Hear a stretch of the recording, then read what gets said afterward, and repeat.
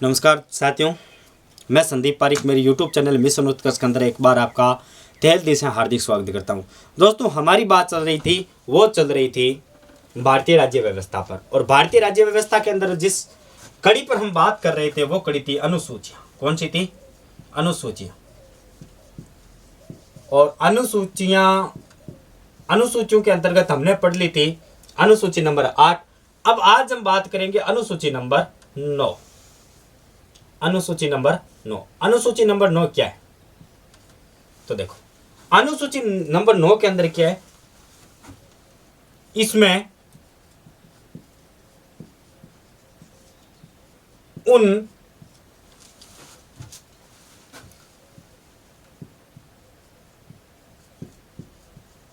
कानूनों का उल्लेख है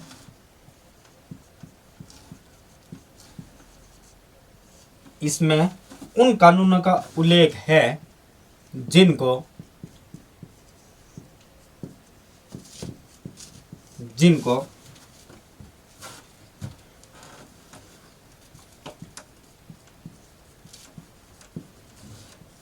न्यायालय में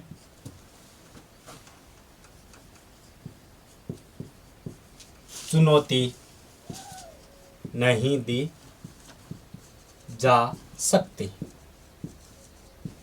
देखो, अनुसूची 9 के अंदर हमारे संविधान सभा के उन कानूनों या उन विषयों का उल्लेख है जिनको न्यायालय में चुनौती नहीं दी जा सकती। सर, टोटल कितने विषय है? तो याद रखना, टोटल विषय है 284। कितने? 284 विषय है जिनको न्यायालय में चुनौती नहीं दी जा सकती। सर, और क्या है? तो देखो, और क्या इस अनुसूची के बारे में? दोस्तों, एक सबसे बड़ी बात आती है, वो होती है भूमि सुधार आंदोलन। भूमि सुधार वह क्या था? भूमि सुधार के संदर्भ में हम दो या फिर 3 ऐसे कानून हैं जिनके बारे में उल्लेख करेंगे और स्पष्ट रूप से हम इनकी जानकारी लेंगे। दोस्तों, देखो, और क्या सर? तो अनुसूची 9 को भारत के प्रथम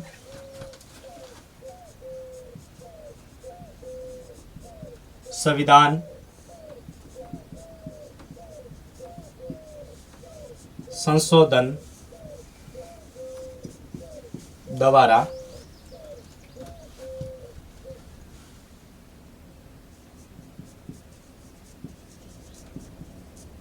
संविधान में 9वीं अनुसूची को जोड़ा गया। देखो, भारत में प्रथम संविधान संशोधन के द्वारा संविधान में 9वीं अनुसूची को जोड़ा गया। ठीक है, यह संशोधन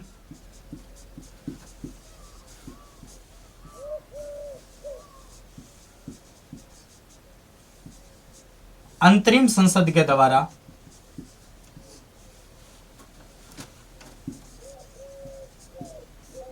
किया गया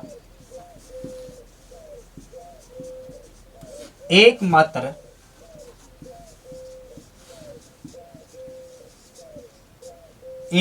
संशोधन है। किसके द्वारा किया गया? अंतरिम संसद। तो अंतरिम संसद कौन सी थी? कामतलव संसद थी। जो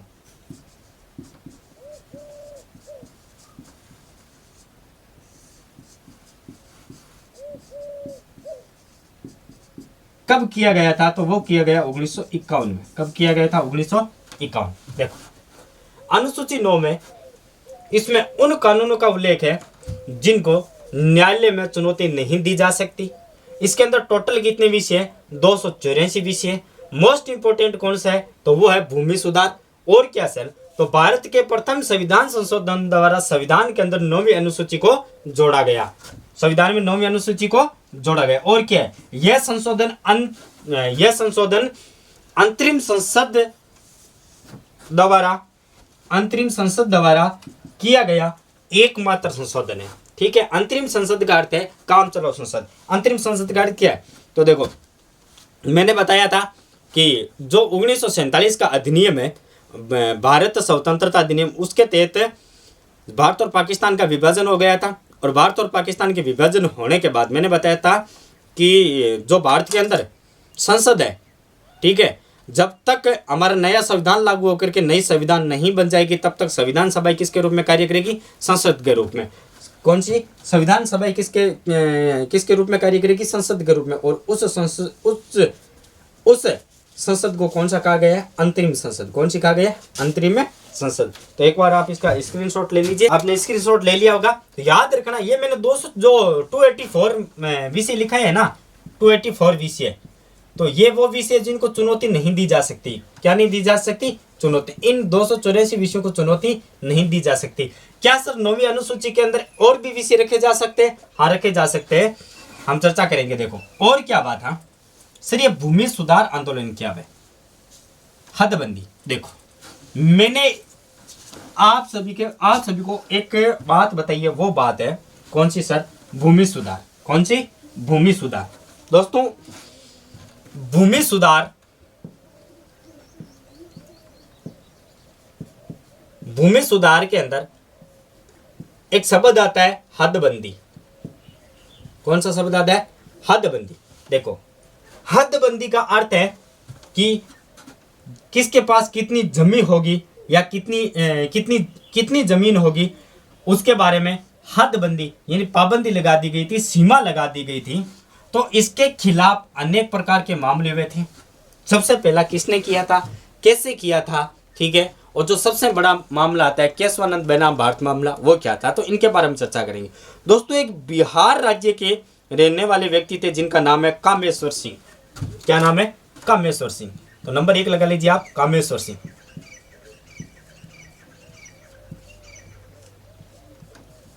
कामेश्वर सिंह बनाम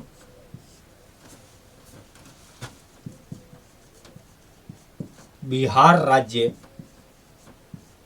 1951 मामला।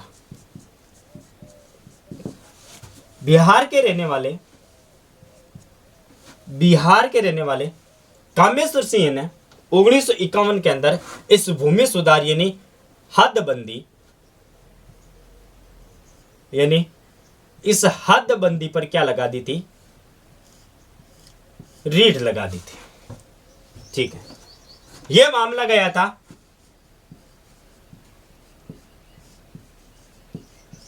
पूना में। कहां गया था? पूना में। सर पूना में कहां गया था? तो मामला कहां जाएगा सर? यदि आप रीट लगा रहे हो तो कहां जाएगा? पूना उच्च न्यायालय में।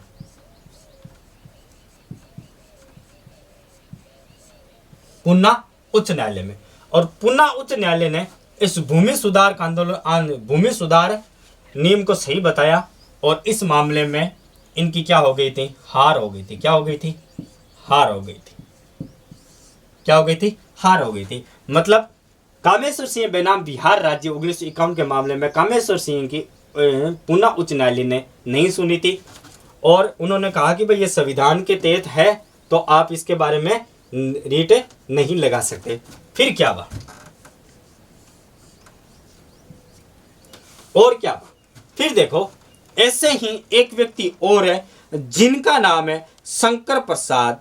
क्या नाम है? शंकर प्रसाद। अब देखो इस मामले को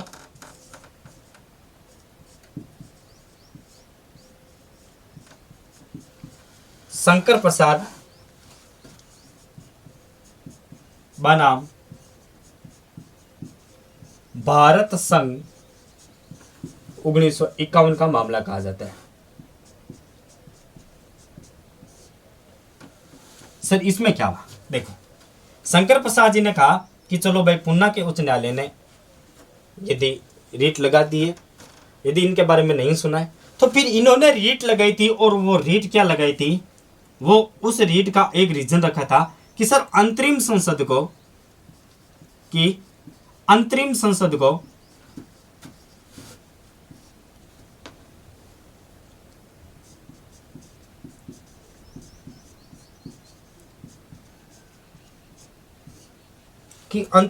को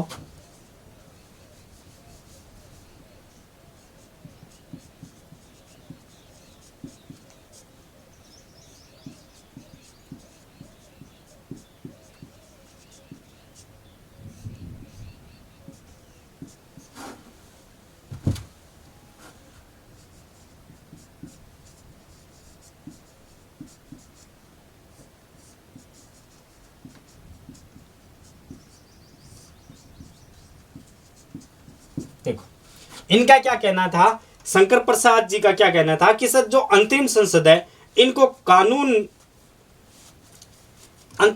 अंतरिम संसद को संविधान संशोधन का अधिकार किसने दिया था, कि जो अंतरिम संसद है उसको भारतीय संविधान संशोधन का अधिकार किसने दिया। इस प्रकार की रीट लगाई तो सुप्रीम कोर्ट ने कहा, कहा कि अंतरिम संसद का उतना ही अधिकार है जितना संसद का होगा, जितना संसद का होगा। किसका होगा? संसद का होगा। तो इस मामले के अंदर भी इनकी हार हो चुकी थी। तो ये दो मामले याद रखना कि भूमि सुधार यानी हदबंदी पर बिहार की तरफ से कौन लड़े थे, तो बिहार की तरफ से कामेश्वर सिंह लड़े थे 1951 में। फिर इनका साथ दिया था, वो दिया था शंकर प्रसाद जी ने। और शंकर प्रसाद जी ने सुप्रीम कोर्ट के अंदर रीट लगाई थी, वो ये लगाई थी कि अंतरिम संसद को भारतीय संविधान संशोधन का अधिकार किसने दिया। सर उसके बाद क्या है, देखो ये तो दो छोटे बड़े मामले, लेकिन जो सबसे बड़ा मामला हुआ था भूमि सुधार को लेकर के, वो मामला हुआ था केशवानंद बनाम भारत मामला।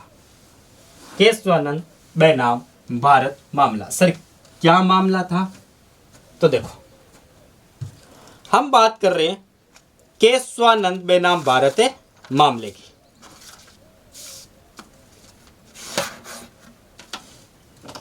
हेडिंग लगा दीजिए केशवानंद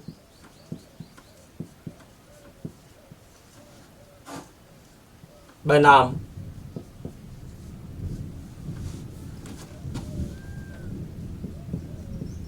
भारत मामला। केशवानंद बनाम भारत मामला। सर इसमें क्या हुआ था? देखो मामला क्या है, केशवानंद जी है वो रहने वाले थे केरल के। कहाँ के रहने वाले थे? केरल के। ठीक है, हाल ही में इनकी मृत्यु हुई है, वो हुई थी सितंबर 2020 में। कब हुई है? 3-4 सितंबर 2020 में इनकी क्या हो चुकी है? मृत्यु हो चुकी है। सर इनका क्या था? ये एक मठाधीश थे।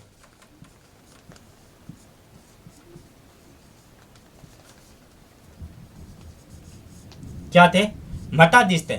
ठीक है, अब हुआ क्या, इनके जो मठ की जमीन है वो हदबंदी के अंदर आ गई थी। हदबंदी के मध्य आ चुकी थी और इनकी जो मठ की जमीन है वो सरकार ने इस पर पाबंदी लगा दी। ये सरकार ने हड़प ली थी। ठीक है, इन्होंने केस लड़ा। उस केस के तहत इस केस के तहत 13 न्यायाधीशों की पीठ थी। कौन सी थी? 13 न्यायाधीशों की पीठ। और क्या सर? तो देखो केशवानंद बनाम भारत मामले के अंदर केशवानंद जी केरल के रहने वाले थे, जिनकी हाल ही सितंबर 2020 में मृत्यु हो गई थी। ये एक मठाधीश थे और इनके पास मठ के अंदर बहुत ज़्यादा जमीन थी। तो ये हदबंदी के अंदर आ गए थे और हदबंदी के अंदर है तो इनकी जो मठ की जमीन है वो सरकार ने हड़प ली थी। ठीक है, इन्होंने सुप्रीम कोर्ट के अंदर याचिका दायर की और इसकी सुनवाई के लिए 13 न्यायाधीशों की पीठ बैठी थी। और टोटल कितने दिन मामला चला था? तो वो चला था 65 दिन है मामला। एक बार आप इसका इतना स्क्रीनशॉट ले लीजिए। जो केशवानंद जी है उन्होंने अपने मठ की जो जमीन है उसको वापस प्राप्त करने के लिए इन्होंने केरल के हाईकोर्ट के अंदर मामला दर्ज करवाया और वहां से वो हार गए थे। फिर इन्होंने मामला दर्ज करवाया था सुप्रीम कोर्ट में। कहां पर करवाया था? सुप्रीम कोर्ट के अंदर। लेकिन सुप्रीम कोर्ट के अंदर भी ये हार गए थे। और कितने दिनों तक मामला चला था? तो दोस्तों वो मामला चला था 65 दिन तक। कितने दिन तक चला था? 65 दिन तक। और इसके संदर्भ में सुप्रीम कोर्ट में आज तक ये सबसे बड़ा ये मामला माना जाता है, जिसके अंदर 13 न्यायाधीश बैठे थे। सर अब एक बात आती है कि सर संविधान पीठ होती क्या है? संविधान पीठ क्या है? तो संविधान पीठ का अर्थ होता है कि संविधान की व्याख्या करना। संविधान की व्याख्या करना। किसकी व्याख्या करना? संविधान की व्याख्या करना। ठीक है, संविधान के संदर्भ में यदि कभी भी संविधान की व्याख्या की जाती है तो अधिकतम 5 न्यायाधीश बैठे जाते हैं, लेकिन आज तक के मामले में 13 न्यायाधीश इन केशवानंद बेनाम भारत मामले के अंदर बैठे थे। तो ये मामला आज तक का सबसे बड़ा मामला है। दोस्तों, इनकी तरफ से जिन्होंने इनकी तरफ से वकील थे वो कौन थे? तो इनके जो वकील थे उनका नाम है, उसके बाद हम बात करें तो उस समय ये सुप्रीम कोर्ट के न्यायाधीश कौन थे? तो उन समय जो सुप्रीम कोर्ट के न्यायाधीश थे उनका नाम है एस.एम. सीकरी। क्या नाम है? एस.एम. सीकरी। ये न्यायाधीश थे, तात्कालीन न्यायाधीश थे।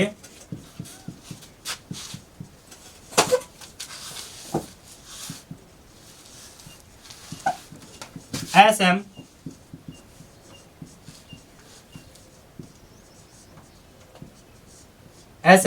सीकरी, ये उस समय सुप्रीम कोर्ट के न्यायाधीश थे।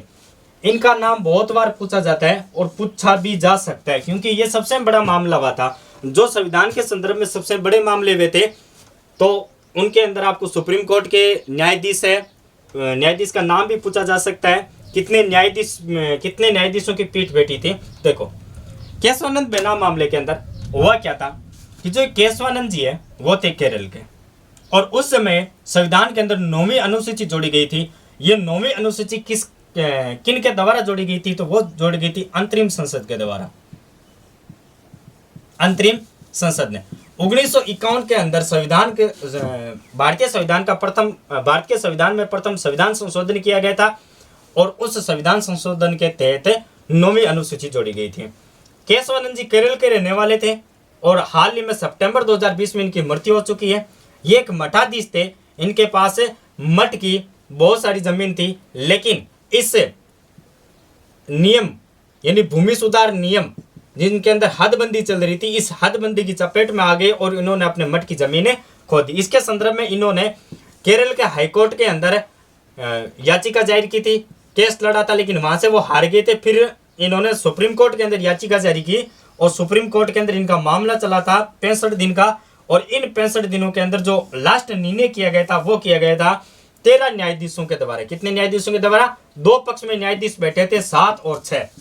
याद रख लेना, 7 और 6। ठीक है, आज तक का सबसे बड़ा यदि कोई मामला देखा जाए तो वो मामला केशवानंद बेनाम भारत मामला। ठीक है, संविधान पीठ का अर्थ होता है जब हम संविधान की व्याख्या करते हैं तो उसको संविधान पीठ कहा जाता है, और अधिकतम संविधान पीठ के अंदर न्यायाधीशों की संख्या 5 रहती है, लेकिन इनका मामला इतना बड़ा हो गया था जिसकी वजह से कितने बैठे थे? 13। उसके बाद क्या हुआ? यदि पूछा जाए कि तात्कालीन उस समय न्यायाधीश कौन थे, तो वो थे एस.एम. सीकरी। और एक और बात पूछी जा सकती है, वो कौन सी है कि सर केशवानंद भारती के वकील कौन थे? तो वो थे नानी पालखीवाला। कौन थे? जो केशवानंद जी की तरफ से वकील थे उनका नाम है नानी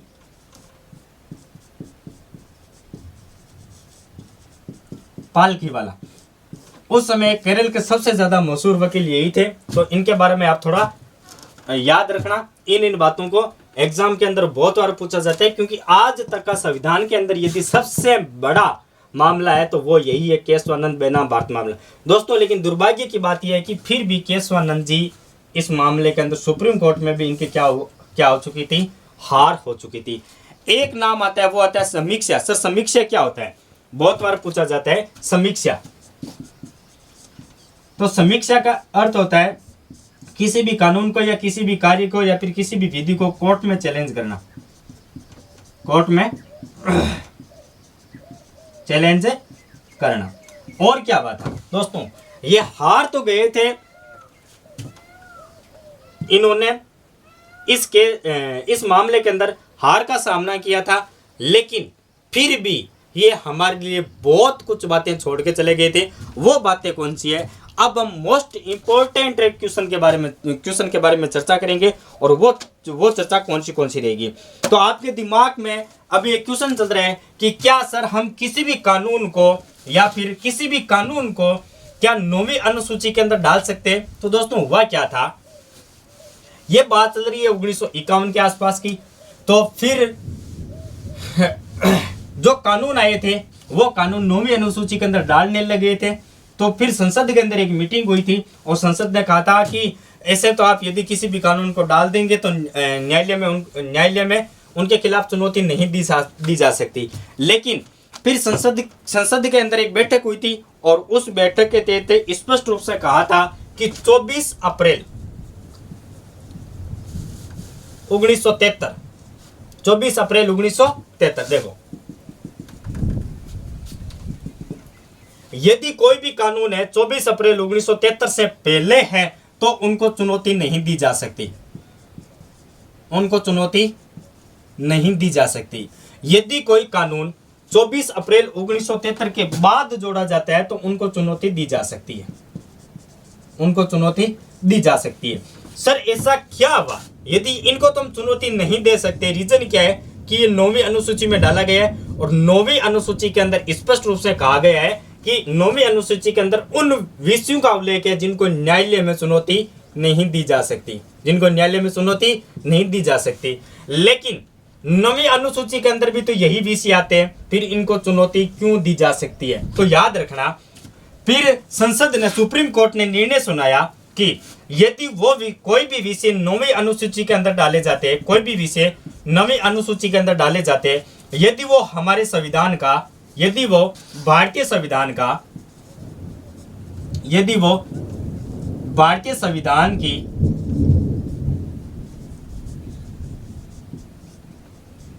आधारभूत संरचना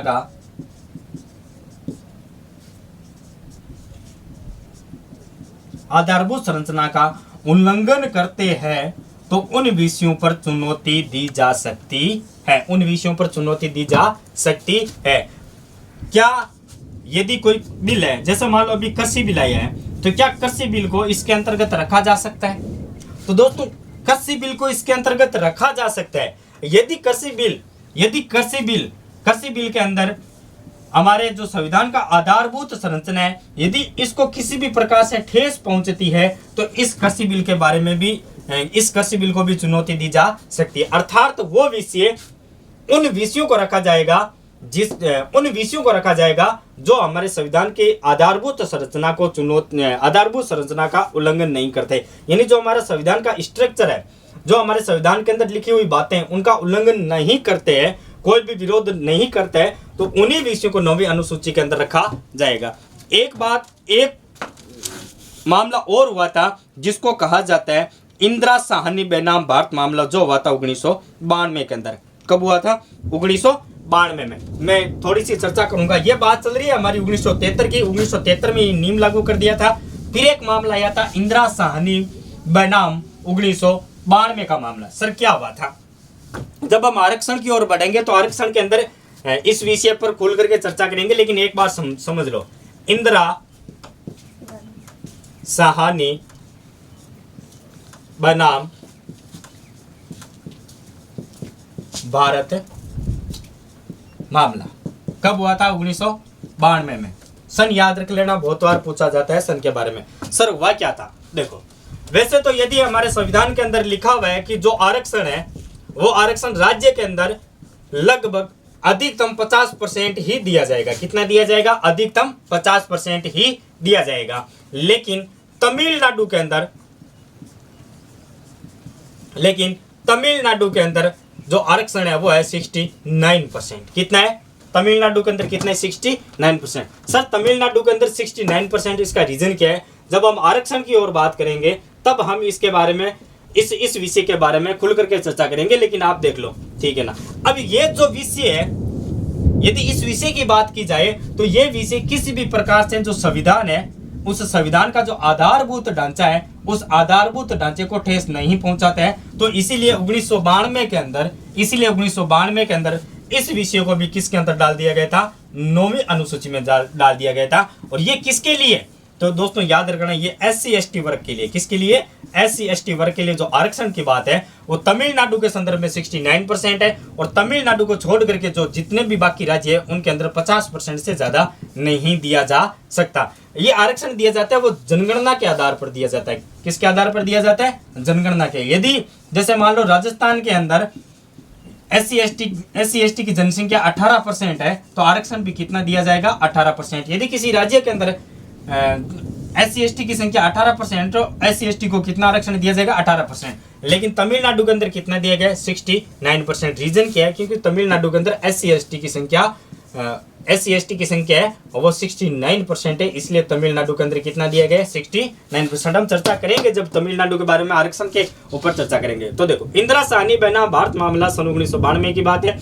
इस मामले के अंदर जो आरक्षण के संदर्भ में नियम बनाए गए हैं, उनके अंदर स्पष्ट रूप से लिखा हुआ है कि भारतीय संविधान के अंदर की आरक्षण की अधिकतम संख्या 50% हो सकती है, छूट 50% हो सकती है। लेकिन 1992 के अंदर एक मामला हुआ और उस मामले के तहत तमिलनाडु को 69% आरक्षण दिया गया। और ये आरक्षण हमारे संविधान का जो आधारभूत संरचना है, उस आधारभूत संरचना को ठेस नहीं पहुंचाता है, उल्लंघन नहीं करता है। इसीलिए इस मामले को किस अनुसूची में रखा गया है? 9वीं अनुसूची में। अब 9वीं अनुसूची में रखने का अर्थ क्या है कि ये अब आप इस जो तमिलनाडु मामला हुआ था, आरक्षण है 69%, इसको आप न्यायालय में चुनौती नहीं दे सकते। क्या नहीं दे सकते? न्यायालय में चुनौती नहीं दे सकते, क्योंकि इसको रखा भी इसीलिए गया है क्योंकि ये संविधान का जो आधारभूत संरचना है उसका उल्लंघन नहीं कर रहा था। एक बार आप इसका स्क्रीनशॉट ले लीजिए। तो आपने स्क्रीनशॉट ले लिया होगा। तो ये थी मोटे तौर पर अनुसूची नंबर 9 की बात। अब बात करते हैं अनुसूची नंबर 10। अनुसूची नंबर 10 क्या है? तो अनुसूची नंबर 10 है वो है दल बदल के कानून के संदर्भ में। अब दल बदल क्या है, हॉर्स ट्रेडिंग क्या है, तो देखो जान लीजिए क्या है क्या नहीं। तो नमस्कार साथियों, गुड मॉर्निंग। कुछ टेक्निकल प्रॉब्लम हो गई थी जिसकी वजह से ये क्लास है वो आपको वापस ऐड की हुई मिलेगी 12 घंटों के बाद। तो कोई ना, टेक्निकल प्रॉब्लम हो जाती है क्या कि कुछ मौसम वगैरह ख़राब हो गए थे, जिसकी वजह से जो हमारा रूम है उसके अंदर मतलब धूल भरी मिट्टियाँ, आवाज़ वगैरह सारी आने लगी थी। तो हमने थोड़ा सा बीच में पूरे के पूरे 24 घंटे का स्टॉपेज दे दिया था। तो चलो अब हम बात करते हैं, छोड़िए जो कुछ है प्रॉब्लम हो गई थी। चलो, हमारी बात चल रही थी अनुसूचियों पर। तो देखो, अनुसूची के अंदर हम पढ़ रहे थे 10 नंबर अनुसूची। सर 10 नंबर अनुसूची क्या है? तो दोस्तों याद रखना, ये अनुसूची है वो दल बदल के बारे में। किसके बारे में? दल बदल। दल बदल। सर दल बदल क्या होता है? आपने देखा होगा कि पार्टियों के अंदर मतलब कुछ संसद है, कुछ विधायक है, वो क्या कर देते हैं, अपना समर्थन पहले किसी पार्टी और से, जैसे मान लो कोई कांग्रेस पार्टी का विधायक है, वो कांग्रेस से जीत गया, उसके बाद वो अपना किसी मान लो बीजेपी को देते थे, कभी आरएलपी को अपना समर्थन दे देता है। समर्थन देने एक अलग चीज़ है, लेकिन दल बदल कर लेता है। वो कांग्रेस से बीजेपी के अंदर चला जाता है, बीजेपी से आरएलपी के अंदर चला जाता है। तो इसके समक्ष क्या हुआ था, मतलब कुछ ऐसी घटनाएं घट चुकी थी जिसकी वजह से जो हमारे देश के बड़े राजनेता है वो थोड़े परेशान हो गए थे। फिर इसके संदर्भ में कुछ कानून बनाया गया, और वो कानून कौन सा था? तो देखो, ये कानून बनना कब था, आखिर ये अनुसूची कब बनी थी? तो याद रखना, देखो, इस दल बदल के मामले को रोकने के लिए हमारे संविधान में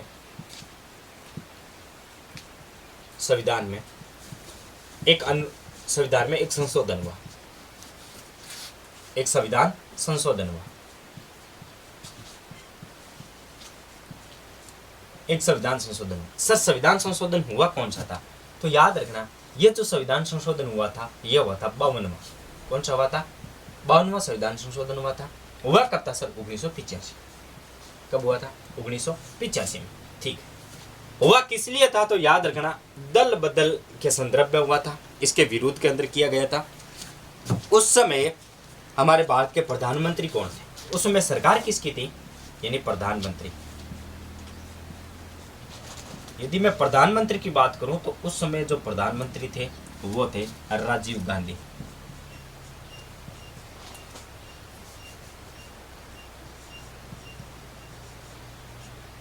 राजीव गांधी ये हमारे देश के प्रधानमंत्री थे।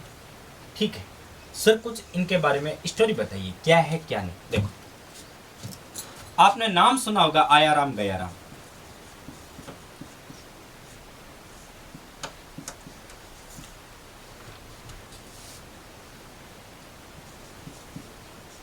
आयाराम गयाराम ये है क्या? कब प्रचलन में आया था? बहुत बार पूछा जा चुका है, क्योंकि पीछे शायद 2013 या 14 के अंदर जो आरएस का पेपर था उसके अंदर पूछा गया था कि आयाराम और गयाराम के संदर्भ में आपका तथ्य क्या है मैं बता देता हूं। देखो ये मामला दोस्तों 1967 का। कब का? 1967 का। ये गयाराम जी, गयाराम जी कौन है? तो गयाराम जी हरियाणा के थे। हरियाणा के अंदर एक विधायक थे। कौन थे? एक विधायक थे। देख ये जब इन्होंने चुनाव लड़ा था कांग्रेस से, किसने लड़ा था? कांग्रेस से, और इनकी हो गई थी जीत। कांग्रेस से चुनाव लड़ने के बाद सुबह इनका रिजल्ट घोषित हुआ तो ये जीत हो गई थी इनकी, और थोड़ी देर बाद दोपहर के अंदर इन्होंने अपना समर्थन है वो किसी और पार्टी को दे दिया था। उसके बाद वापिस से शाम को ये कांग्रेस के अंदर आ गए थे। तो अगले दिन प्रेस कॉन्फ्रेंस हुई और प्रेस कॉन्फ्रेंस में सवाल पूछा गया कि सर अब अगला विचार क्या है?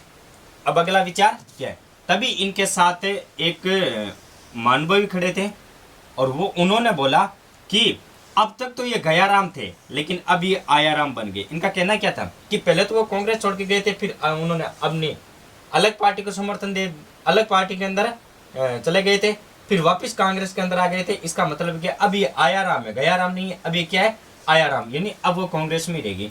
तो इन सब तथ्यों को देखते हुए हमारे संविधान के अंदर एक संशोधन किया गया और उस संशोधन को कहा जाता है 52वां संविधान संशोधन। क्या कहा जाता है? 52वां संविधान संशोधन। तो एक बार आप इस आयाराम गयाराम जी को लिख लीजिए, क्योंकि क्या पता क्वेश्चन कभी भी कहीं पर भी पूछा जा सकता है। तो देखो आयाराम गयाराम ये कहां से प्रचलन हुआ है? इस शब्द का प्रचलन कहां से हुआ है? तो ये हुआ था हरियाणा से। हरियाणा से, ठीक है। किस लिए हुआ था? तो याद रखना, पार्टी के दल बदल के लिए।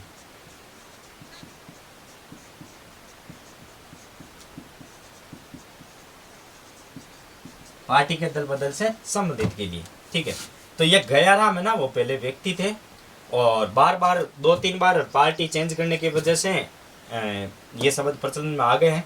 फिर प्रेस कॉन्फ्रेंस के सामने उन्होंने कहा था कि अब ये गयाराम नहीं है, अब ये आयाराम है, अब ये कांग्रेस को ही समर्थन देंगे। तो ये पूछा जा सकता है। एक आता है हॉर्स ट्रेडिंग।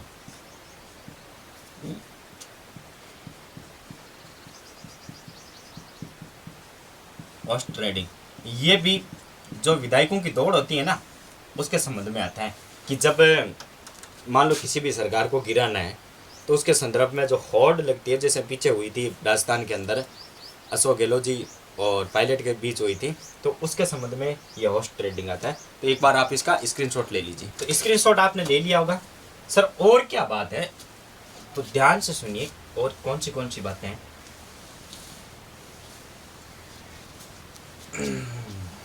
देखो फिर क्या बात है, आपने एक नाम सुना होगा,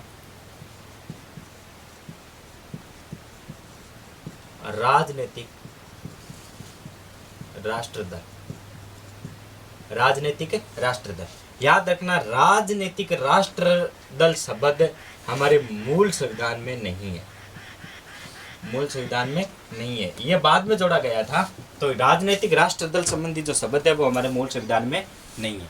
उसके बाद सर इनके ये जो दल बदल है, इन पर क्या कानून बना था? तो मैंने आपको 1967 का मामला बताया था।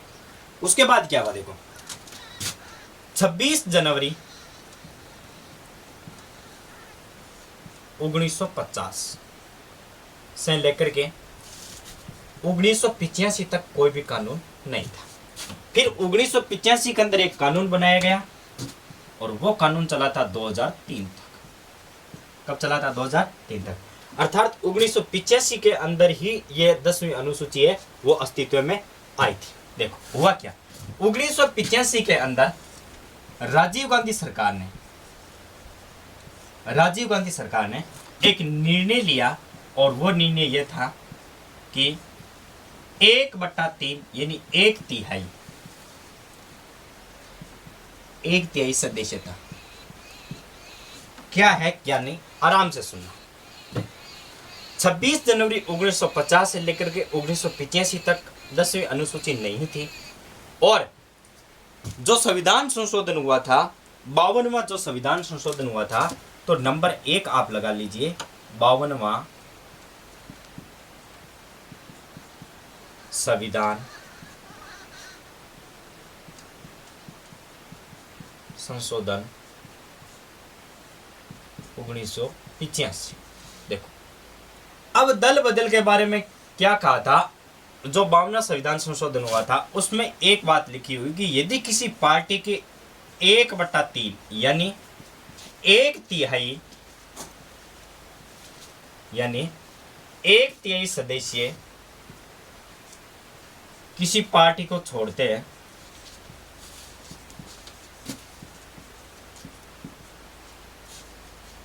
किसी पार्टी से दल बदल करते हैं, तो उनकी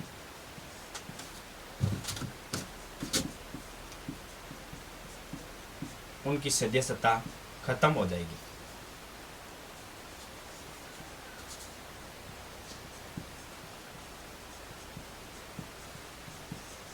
यानी ये 1/3 सदस्य यानी संसद या फिर विधायक जिस पार्टी से दल बदल कर रहे हैं। अब जैसे मान लो कोई पार्टी है, जैसे मैंने कह दिया कि कांग्रेस है, ठीक है, और कांग्रेस के अंदर 15 सदस्य, कांग्रेस की पार्टी के अंदर उदाहरण के लिए दे रहा हूं 15 सदस्य, ठीक है सर। अब इस 1/3 का क्या मतलब हुआ, ठीक, अब हुआ क्या, 1/3 सदस्यों ने क्या कर लिया, दल बदल कर लिया। इसका मतलब 15 में से कितने गए, 5 गए, पीछे कितने बचे, 10, कितने बचे, 10। तो इस प्रकार से पार्टी पर कोई असर फर्क नहीं पड़ेगा, लेकिन ये जो 5 सदस्य जिन्होंने दल बदल किया, इनकी सदस्यता खत्म हो जाएगी।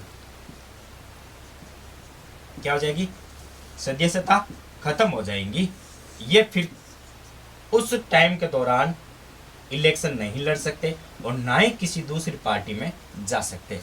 यदि मान लो 1/3 से ज्यादा, यदि 1/3 से ज्यादा सदस्यों ने दल बदल किया है, तो फिर आपको पता है कि ऑटोमेटिक से उस राज्य से या उस क्षेत्र से कांग्रेस सरकार है, जो सरकार है वो सरकार अपने आप गिर जाएगी। उसके बाद बात क्या है, नंबर 1, तो ये आप थोड़ा स्क्रीनशॉट ले लेना इसका। 2 नंबर बात क्या है, फिर क्या हुआ, फिर ये प्रचलन में आ गया था, तो उसके बाद 91वां संविधान संशोधन हुआ।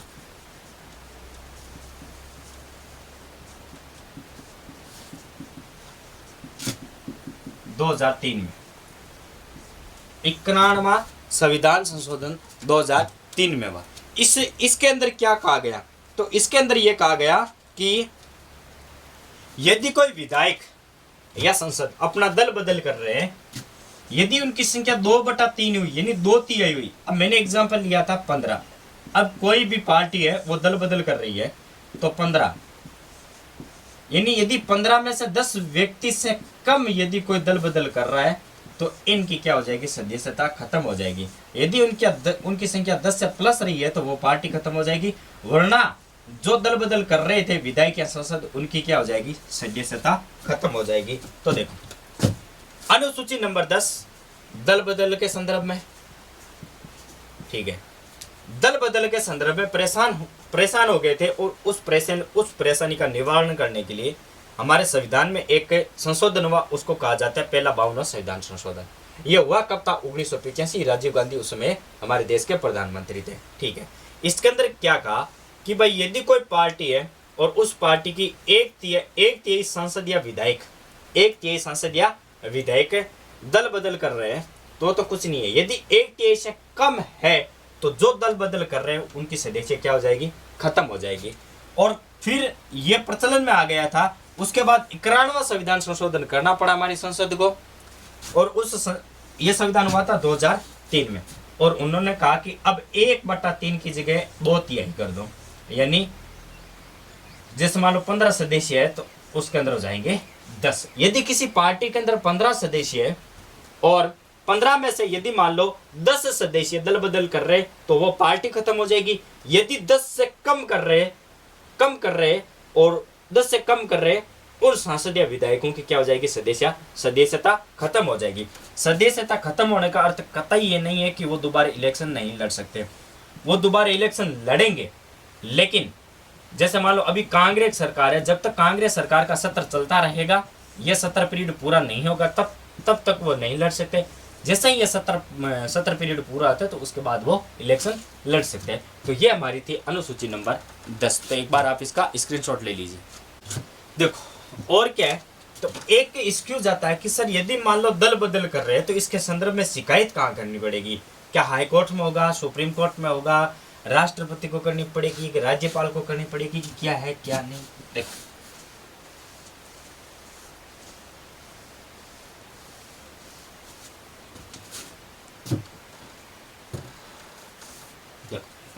यदि हम बात करें कि शिकायत किसको करनी पड़ेगी, यदि कहीं पर शिकायत का मामला आ जाए तो वो होगा संबंधित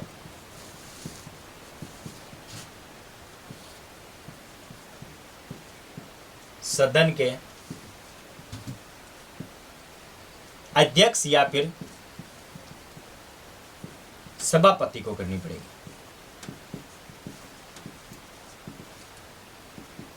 सभापति को करनी पड़ेगी, डिपेंड करता है कि वो सदस्य कहाँ का है। देखो अब बात आती है एक नोट और करना कि क्या सर निर्दलीय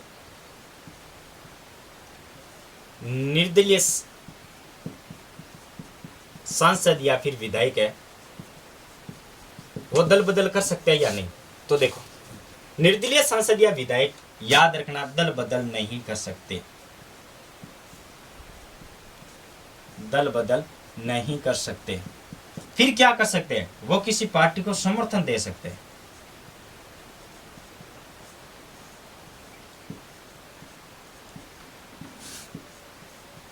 वो किसी भी पार्टी को समर्थन दे सकते हैं। तो याद रखना यदि हमें दल बदल के संदर्भ में शिकायत करनी है तो हमें करनी पड़ेगी संबंधित अध्यक्ष या सभापति को, और यदि निर्दलीय सांसद या विधायक दल बदल कर रहे हैं तो वो दल बदल नहीं कर सकते, वो अपना केवल क्या दे सकते हैं, किसी भी दूसरी पार्टी को समर्थन दे सकते हैं, दल बदल नहीं कर सकते। और क्या बात है सर। चलो तो यह हमारी 10वीं अनुसूची थी, यह पूर्ण हो चुकी है। अब हम बात करते हैं अनुसूची नंबर 11।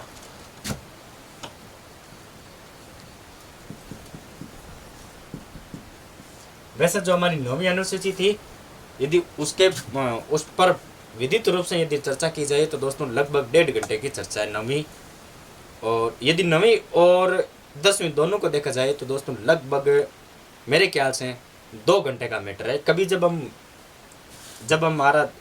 दोबारा सिलेबस चालू करेंगे तब उस पर विधित रूप से चर्चा करेंगे, या फिर जब टॉपिक आएगा तो उसके संबंध में हम चर्चा कर लेंगे। देखो अनुसूची नंबर 11। सर अनुसूची नंबर 11 में किन किन विषयों का उल्लेख है, तो देखो अनुसूची नंबर 11 में पंचायत राज संस्थाओं द्वारा किए जाने वाले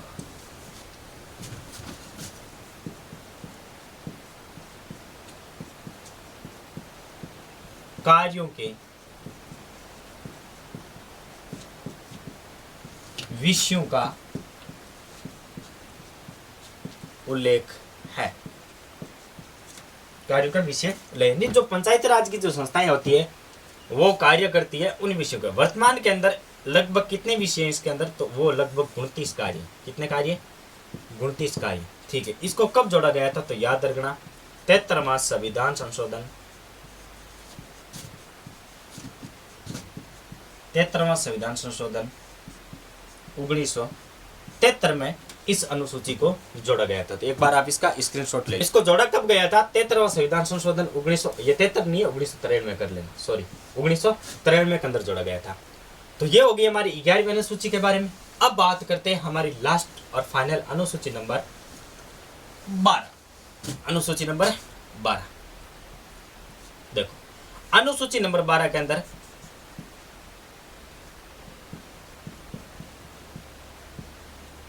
नगर पालिका के